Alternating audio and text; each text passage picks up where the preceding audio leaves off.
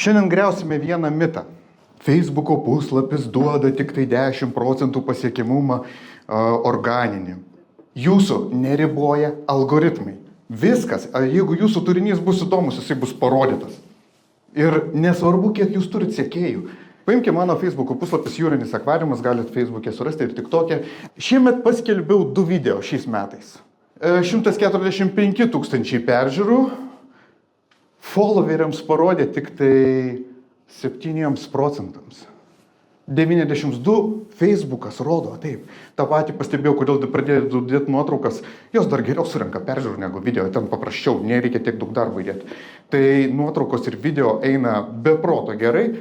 Tiesiog Facebookas pušina turinį, kuris yra įdomus. Ir dar pabaigai, jūs galite pasakyti, va čia Eugenijau, Jūrate, galima tavo TikToką? Va čia tu dirbi su video turiniu, tu čia dabar, tu žinai ką rodyti ir tu ten susigeneruoji peržiūras. Pažiūrėkime Jūratės TikToką. 42 followeriai. 9510 peržiūrų. Beveik 10 000 peržiūrų, kai yra 42 followeriai.